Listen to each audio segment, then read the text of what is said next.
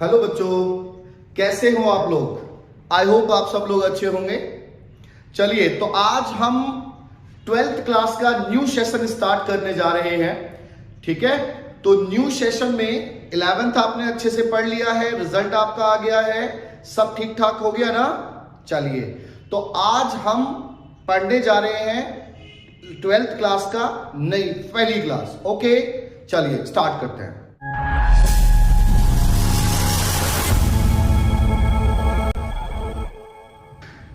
हाँ तो बच्चों, अब तक हमने 11th क्लास में पढ़ा, जो 11th क्लास हमारी रही उसमें हमने सब कुछ सोल प्रोप्राइटरशिप के लिए पढ़ा, यानी कि एक मालिक। तो हमारे जो बिजनेस करने के 3 सेगमेंट होते हैं, 3 फॉर्मेट होते हैं। हम 3 फॉर्मेट में काम करते हैं। पहला होता है जिसमें होता है एक मालिक। अब जब मालिक एक है तो इसे हम कहते हैं सोल प्रोप्राइटरशिप।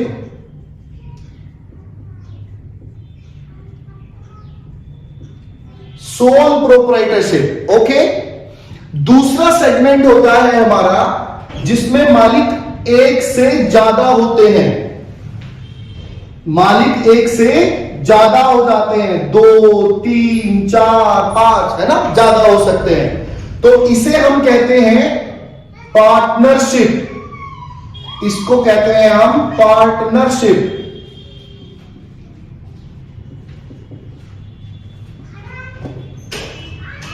पार्टनरशिप। अब देखो, ये भी फर्म है, ये होती है सोल प्रोप्राइटरशिप फर्म और ये है पार्टनरशिप फर्म। ठीक है, अब एक फर्म, एक तीसरा सेगमेंट होता है जिसमें मालिक नहीं होता, यानी कि मालिक होते जाते करोड़ों मालिक, है ना, करोड़ों मालिक हो जाते हैं जिसमें, और हम उनको क्या कहते हैं, हम उनको मालिक नहीं कहते, हम उनको ऑनर नहीं कहते, हम उनको कहते हैं शेयर होल्डर्स, हिस्सेदार। वैसे तो पार्टनर भी हिस्सेदार होता है, लेकिन पार्टनर की एक लिमिट होता है कि इतने ही पार्टनर हो सकते हैं। लेकिन ये जो शेयर होल्डर्स होते हैं इनकी कोई लिमिट नहीं है, यानी कि जितने शेयर्स उतने शेयर होल्डर्स। तो ये क्या होता है, ये कंपनी होती है इसको, यानी कि जब कई सारे लोग, देखा नहीं, बहुत सारे लोग मिलकर के एक एसोसिएशन बनाते हैं, कंपनी बनाते हैं, तो ये होती है कंपनी। ठीक है, तो अब ये मेरे 3 सेगमेंट हो गए। एक फॉर्मेट हमारा ये, एक फॉर्मेट ये, और एक फॉर्मेट ये। अब ये वाला तो हमने 11th क्लास में पढ़ लिया। अब हम इन दोनों को 12th क्लास में पढ़ेंगे। ओके, तो जो हमारी फर्स्ट बुक है वो फर्स्ट बुक हमारी इस पर बेस्ड है, और थर्ड बुक, सेकंड बुक, 3 बुकें होंगी अकाउंट्स की, तो फर्स्ट और ये सेकंड। तो आज हम इसको स्टार्ट करने जा रहे हैं। तो हम क्या पढ़ेंगे आज हम पढ़ेंगे पार्टनरशिप। ओके, तो चलिए बच्चों, आज हम पढ़ रहे हैं पार्टनरशिप।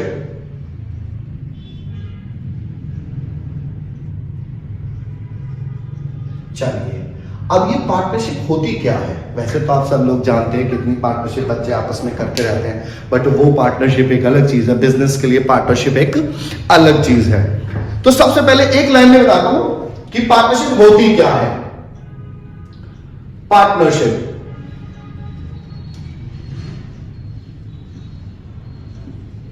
देखिए, पार्टनरशिप जो होती है, व्हेन 2 और more than 2 person, firm, person भी और फर्म भी work together,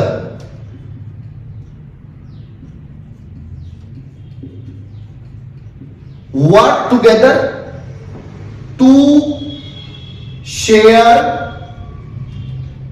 the profits and losses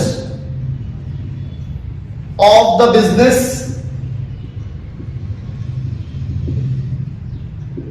is called partnership. देखिए इस बात को समझते हैं पहले। जब दो या दो से अधिक व्यक्ति या फर्म, दो फर्म भी मिलके, जैसे मारुति और सुजुकी है ना, तो दो या दो से अधिक व्यक्ति या फर्म मिलकर के एक साथ काम करते हैं और उस काम से होने वाली प्रॉफिट को शेयर करते हैं और लॉस को भी शेयर करते हैं, तो उसे पार्टनरशिप कहा जाता है। ध्यान रखना, जब तक आपका ये प्रॉफिट शेयर ना हो, प्रॉफिट या लॉस, प्रॉफिट और लॉस अगर शेयर नहीं हो रहा है पार्टनर के बीच में, तो पार्टनरशिप नहीं है। क्यों? क्योंकि साथ साथ में काम तो देखो नौकर और मालिक भी करते हैं, दोनों साथ में काम करते हैं, तो क्या वो पार्टनर होते हैं? नहीं, इसलिए उनके बीच का पार्टनरशिप का रिलेशन नहीं है। और देखो मैनेजर और एम्प्लॉइज भी आपस में मिलकर के काम करते हैं, है ना, तो वो पार्टनर नहीं होते। पार्टनर वही लोग होते हैं जो साथ में मिलकर काम तो कर रहे हैं, लेकिन उस बिजनेस से होने वाले प्रॉफिट को ना वो बांट रहे हैं। यदि प्रॉफिट या लॉस को नहीं बांट रहे तो वो पार्टनरशिप नहीं है। ओके, ये बात आपको क्लियर हो जानी चाहिए। अच्छा जी, अब ये हमारा पार्टनरशिप एक्ट कौन सा है? तो हमारा पार्टनरशिप एक्ट है हमारा Indian partnership act, Indian partnership act 1932। Okay, तो जो हमारा एक्ट है, जो हमारा कानून है, जिसके अकॉर्डिंगली पूरी पार्टनरशिप ऑपरेट करती है, वो हमारा इंडियन पार्टनरशिप एक्ट है। ओके, तो इस इंडियन पार्टनरशिप एक्ट के अकॉर्डिंगली 1932 से चला रहा है। अच्छा, इंडियन पार्टनरशिप एक्ट 1932 होता है और कंपनीज एक्ट 2013 होता है। इसमें कंफ्यूज मत होना, कई बार बच्चे इसको मिक्सअप कर देते हैं। वो 2013 जो है वो कंपनीज एक्ट है, हम पार्टनरशिप एक्ट की बात कर रहे हैं जो 1932 है। अच्छा, पार्टनरशिप में मिनिमम पार्टनर और मैक्सिमम पार्टनर कितने हो सकते हैं? तो मिनिमम पार्टनर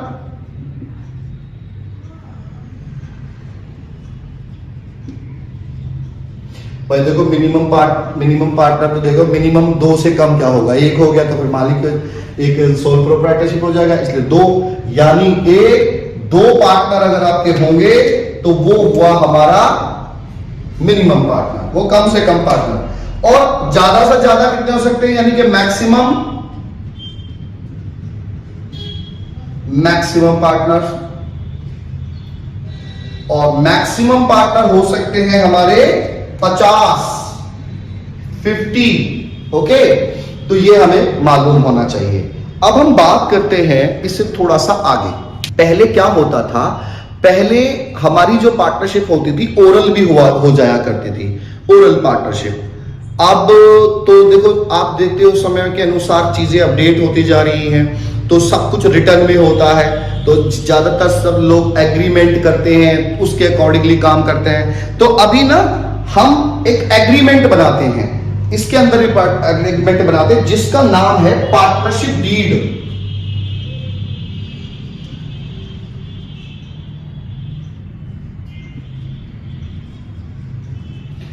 पार्टनरशिप डीड। अब ये पार्टनरशिप डीड होती क्या है? पार्टनरशिप डीड क्या होती है? देखिए, पार्टनरशिप डीड जो है, partnership deed is a written agreement. Partnership deed is a written agreement between all partners. ठीक है, पार्टनरशिप डीड हमारी जो सारे पार्टनर्स हैं उनके बीच में एक रिटर्न एग्रीमेंट होता है। अब ये एग्रीमेंट क्या होता है? देखिए, जब हम पार्टनरशिप में करेंगे तो पार्टनर एक से ज्यादा ही होंगे, 2, 3, 4, तो सबके माइंड जो अलग अलग काम करते हैं, किसी में कुछ खूबी है, किसी में कुछ खूबी है, तो कई बार उनमें मतभेद भी हो सकते हैं, डिस्प्यूट हो सकते हैं। तो ऐसे जो डिस्प्यूट ना हो उसके लिए हम पहले से तैयार रहते हैं। तो हम क्या करते हैं, हम एक पार्टनरशिप डीड बना लेते हैं। अब इस डीड में हम बहुत सारी चीजें लिख करके पहले से ही, अब ये कैसे करना होता है, ऐसे तो हम कोई भी लिख के बैठ जाएगा, लेकिन नहीं, इसे हमें ऑथेंटिकेटेड कराना पड़ता है, रजिस्टर्ड कराना पड़ता है। और नॉर्मली आप समझते हैं आजकल एडवाइजर होते हैं, लीगल एडवाइजर, या फिर आप वकील कह सकते हैं। तो आप वकील के पास गए, वकील के पास जाके हमने कहा जी मैं पार्टनरशिप करनी है, तो उन्होंने कहा ठीक है जी, आपको एक एग्रीमेंट बनाना पड़ेगा जिसको हम पार्टनरशिप डीड कहते हैं, तो बनाइए। तो उसके अंदर हम बहुत सारी डिटेल्स लिखेंगे, वो सब डिटेल्स लिख करके हम पार्टनरशिप डीड को ले जाएंगे इंडियन पार्टनरशिप एक्ट, वहां पे उसको सबमिट करेंगे।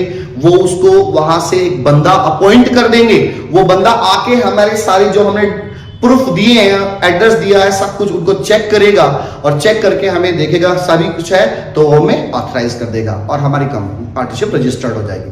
अब ये बात आती है कि उस पार्टनरशिप डीड में हम लिखेंगे क्या क्या, है ना।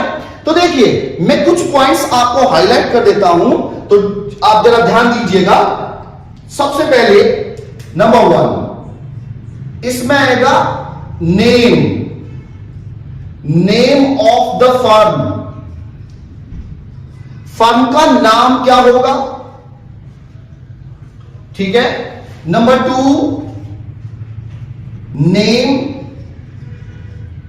नेम या डिस्क्रिप्शंस कह सकते हो,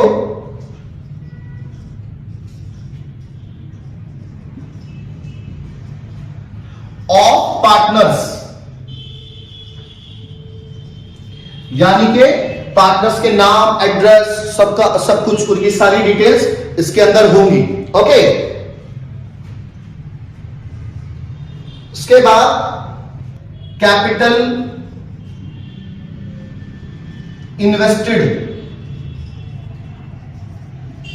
by the partners.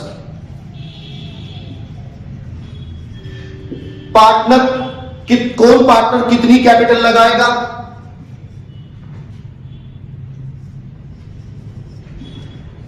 Profit sharing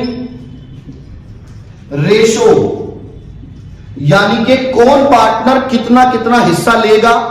भाई ऐसा जरूर थोड़ा सारे बराबर के हो, कोई 10% का, कोई 20 का, कोई 30 का, कोई 40 का, है ना, ऐसे हो सकता है। तो वो पहले ही पार्टनरशिप डीड में डिफाइन कर दिया जाएगा, लिख दिया जाएगा, ताकि फ्यूचर में ना लड़ पड़ो आप, बाद में लालच आ गया कि नहीं मैं तो ज्यादा दूंगा, तो ऐसा हो सकता है। इसलिए पहले से ही हम डिफाइन कर देंगे, लिख देंगे, और जितना उसमें लिखा उतना ही मिलेगा। ओके, इस तरह से मैं कुछ चीजें आपको बता रहा हूं, बहुत सारी चीजें, तो उसमें हम लिख दिया जाएगा, interest on loan, capital, drawings, इन सब पे इंटरेस्ट ऑन कैपिटल दिया जाएगा या नहीं दिया जाएगा। यदि दिया भी जाएगा तो कितना दिया जाएगा, वो रेट वगैरह हम उसके बारे में लिख इसमें डिफाइन कर देंगे। अच्छा जी, और who will operate bank operations, bank account को कौन ऑपरेट करेगा। सारे लोग तो ऑपरेट नहीं कर सकते ना, क्योंकि देखिए चेक बुक पे साइन करेंगे तो 10 पार्टनर 10 के 10 तो साइन नहीं करेंगे, क्योंकि अगर 10 के 10 साइन करेंगे तो वो चेक की जगह पोस्टर बन जाएगा भाई, है ना। इसीलिए 1 2 3 इनमें 3 लोगों को या 2 लोगों को या 4 लोगों को हम ऑथराइज कर देंगे कि आप लोग बैंक पे चेक पे साइन करेंगे, बैंक के ऑपरेट आप करेंगे, ठीक है। तो अब बैंक ऑपरेशन करने के बाद about the salary and commission, भाई किसी पार्टनर को सैलरी मिलेगी या नहीं मिलेगी, मिलेगी तो कितनी मिलेगी, या कमीशन मिलेगा या नहीं मिलेगा, मिलेगा तो कितना मिलेगा, ये इसमें लिख दिया जाएगा। Settlement of the any dispute, यदि कोई डिस्प्यूट हो जाता है तो उसका सेटलमेंट कैसे होगा, यहीं कर लेंगे या कोर्ट जाके करोगे, तो ये सब चीजें हम लिख लेंगे। और इन सब को लिखने के बाद हमारी पार्टनरशिप डीड तैयार हो जाती है। और इस पार्टनरशिप डीड को लिखने के बाद, अभी मैंने कुछ क्लोजेस तो लिखे नहीं है, सारी लिख लेंगे। यानी कहने का मतलब यह है कि वो सारे पॉइंट्स जिन पे हमें लगता है कि इन फ्यूचर लड़ाई हो सकती है, उसकी वजह से परेशानियां पैदा हो सकती हैं, तो वो सारे पॉइंट्स हम पहले ही इसमें लिख लेंगे और लिख करके उसे सबमिट करेंगे। फिर वहां पे वो चेक करेंगे कि हाँ ये सब चीजें ठीक है, एड्रेस ठीक है, ऐसा तो नहीं फर्जी फर्म है ये, और वो चेक करके हमें ऑथराइज कर देंगे। हम उस पार्टनरशिप डीड को एक कॉपी वो रख लेंगे, एक कॉपी हमारे पास हमें दे देंगे, वो लाके हम अपने पास रख लेंगे। चाहे तो सभी पार्टनर्स उसकी एक एक कॉपी निकाल के अपने घर ले जा सकते हैं, ठीक है, सो दैट कि उनके पास प्रूफ रहे। तो ये तो हमारी पार्टनरशिप डीड हुई, ओके, और इसमें हमें पार्टनर्स में ये सब मिला। अब बात आती है कि यदि पार्टनरशिप डीड है ही नहीं, ऐसा भी तो हो सकता है भाई, मैंने बताया ना कि पुराने समय में पार्टनरशिप डीड नहीं होती थी, तो मैं इसको बता रहा हूं, जरा यहां पे ध्यान दीजिएगा कि पार्टनरशिप डीड है ही नहीं, तो एक पॉइंट बनता है in the absence of partnership deed. यदि पार्टनरशिप डीड है ही नहीं, भाई हमने पार्टनरशिप डीड बनाई नहीं, तो पता है क्या होगा, जब पार्टनरशिप डीड नहीं बनाए तो लड़ाई होने के चांसेस ज्यादा रहेंगे। अब सपोज करो कि अब मैं और आप पार्टनर हैं और काफी सालों से हमारी पार्टनरशिप चलती आ रही है। अब जब बिजनेस में कम प्रॉफिट था तो कोई बात नहीं, अब प्रॉफिट ज्यादा आने लगा, तो जब कहते हैं ना पैसा ज्यादा था तो लालच भी पैदा हो सकता है, और आप और हम दोनों किसी बात पे लड़ पड़े। अब लड़ पड़े तो क्या होगा भैया, कोर्ट कचहरी होंगे, कोर्ट कचहरी होंगे तो कोर्ट में जाएंगे, और कोर्ट में जाएंगे तो हमसे जज साहब कहेंगे बताइए क्या। अब हमने जज साहब ने हमसे सारी बातें की, सारी बातें सुनी, तो उन्होंने हमसे कहा कि जाइए प्रमोद जी जरा अपना पार्टनरशिप डीड लेके आइए। तो मैंने कहा जी नहीं है, पार्टनरशिप डीड है ही नहीं। अब पार्टनरशिप डीड तो नहीं है, तो जज साहब कहेंगे अच्छा नहीं है, फिर ठीक है, तो चलिए मैं आपका जजमेंट देता हूं। तो उन्होंने जजमेंट क्या दिया, जरा ध्यान दीजिएगा। उन्होंने पहला जजमेंट दिया, profit will be shared equally.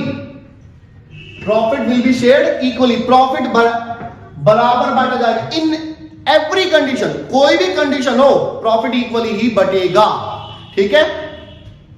And दूसरा कहा interest on partners loan, interest on partners loan will be allowed at the rate of 6% per annum। यानी कि दो बातें हुई, दो जजमेंट दे दिए, दो लाइन में फाइनल कर दिया उन्होंने कि देखो अब तक चाहे आपकी कितनी, चाहे तुम्हारी किसी की कम कैपिटल हो किसी की ज्यादा कैपिटल हो, तब भी किसी ने कम काम किया हो ज्यादा काम किया हो तब भी, चाहे कोई बिजनेस के अंदर ना आया हो तब भी, किसी भी कंडीशन में प्रॉफिट जो है वो इक्वल ही बटेगा यदि पार्टनरशिप डीड नहीं है। यदि पार्टनरशिप डीड है तो जितना डीड में लिखा उतना बटेगा, उतना मिलेगा, लेकिन अगर पार्टनरशिप डीड नहीं है तो इक्वल ही बटेगा, पहली बात। दूसरी, interest on partners loan will be allowed 6%। अब ऐसा भी तो हो सकता है पार्टनर ने फर्म को लोन दे रखा हो, कैसे, अभी हमने बिजनेस स्टार्ट किया, काफी दिन हो गए बिजनेस चलते चलते, अब हमें कुछ पैसों की जरूरत पड़ी, अब हमें एक नई मशीन लगानी है जो 1 करोड़ रुपए की है। अब 1 करोड़ रुपए कहां से लेने, लोन से भी बैंक से कोशिश करी लोन लेने की, या रिश्तेदार से, फाइनेंसर से, साहूकार से, लेकिन नहीं मिल पाया। तो इसमें क्या हुआ, एक पार्टनर निकल के आया, वीरू भाई। वीरू भाई ने कहा, वो बड़ा रईस आदमी है, वीरू भाई ने कहा जी एक बात बताओ, आप लोन जो ले रहे हो उस पे बाहर वाले से किसी से भी लोगे, ब्याज तो दोगे ना। हमने कहा हाँ भाई, सब ने कहा देंगे। तो उन्होंने कहा ठीक है एक काम करो, मेरे पास पैसा है, मैं लोन दे देता हूं, आप ब्याज मुझे दे देना, ठीक है जी। तो उन्होंने पार्टनर होते हुए भी पार्टनर ने लोन दे दिया, अब हम उसे हर साल ब्याज देते हैं। अगर पार्टनरशिप डीड है तो जितना डीड में डिफाइन होगा उतना देंगे, है ना। और यदि पार्टनरशिप डीड है ही नहीं तो भाई 6% से ज्यादा नहीं देंगे, चाहे वो कितना ही मांगे, वो सैलरी मांगे नहीं देंगे, वो कमीशन मांगे नहीं देंगे, ठीक है, वो कुछ भी मांगे, इंटरेस्ट ऑन कैपिटल मांगे नहीं देंगे। यानी कि nothing will be allowed except two things, इन दो चीजों के अलावा कुछ भी अलाउ नहीं होगा। चाहे पार्टनर सर पटक के भर जाए मांगता मांगता, हम कुछ नहीं देंगे। हमसे मतलब सारे पार्टनर यानी कि फर्म कुछ नहीं देगी। Only two things will be allowed. Okay, ये बात बहुत इंपॉर्टेंट है, ध्यान रखना, क्योंकि इसी पे आपको क्वेश्चन मिलेंगे। अभी जो आने वाला अभी क्वेश्चन करेंगे इसी पे बेस्ड है। तो मैं लिख देता हूं,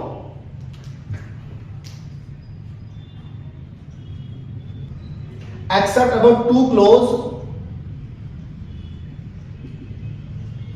nothing will be allowed. Okay, यानी कि इन दो चीजें के अलावा कुछ भी आपको अलाउ नहीं है। ओके बेटा, तो आज की क्लास हम यहीं पे ओवर करते हैं। जरा इसमें ध्यान दीजिएगा कि एक बार मैं हल्का सा रिव्यू दे देता हूं। हमारे 3 तरह के बिजनेस होते हैं, सोल प्रोप्राइटरशिप, पार्टनरशिप और कंपनी। अभी हम केवल ये हम 11th क्लास में पढ़ चुके हैं, ये 12th क्लास में हम दोनों पढ़ेंगे। अभी हम पार्टनरशिप पढ़ रहे हैं, पार्टनरशिप बिजनेस। पार्टनरशिप बिजनेस में सबसे पहले पार्टनरशिप क्या होती है? When 2 or more than 2 person or firm work together to share the profit and losses of the business is called partnership। जब 2 या 2 से अधिक व्यक्ति या 2 या 2 से अधिक बिजनेस मिलकर के साथ में काम करते हैं और उससे होने वाले प्रॉफिट को बांटते हैं तो उसे पार्टनरशिप कहा जाता है। हमारा इंडियन पार्टनरशिप एक्ट 1932 में पास हुआ था, तब से चलता आ रहा है। कम से कम 2 पार्टनर होने चाहिए, ज्यादा से ज्यादा 50 हो सकते हैं। इसके बाद पार्टनरशिप डीड आती है, जिसे हम कह सकते हैं ये हमारी पार्टनरशिप डीड का संविधान है। जैसे हमारा देश चलता है ना संविधान से, ऐसे हमारी पार्टनरशिप फॉर्म चलती है इस पार्टनरशिप डीड पे, यानी कि सारे रूल्स इसके अंदर है। और बात आती है कि यदि ये नहीं होगा, पार्टनरशिप डीड नहीं होगी तो क्या करेंगे? तो हम ये करेंगे। यदि पार्टनरशिप डीड नहीं है तो कुछ भी अलाउ नहीं होगा, केवल 2 चीजें अलाउ होंगी, प्रॉफिट बराबर बांटा जाएगा। और यदि किसी पार्टनर ने फर्म को लोन दे रखा है तो उसे 6% से ज्यादा ब्याज नहीं मिलेगा, 6% का अधिकारी वो है। ओके, तो इससे आगे हम नेक्स्ट वीडियो में पढ़ते हैं। तब तक आप इसको अच्छे से तैयार कर लीजिए। ओके बेटा, बाय बाय, थैंक यू।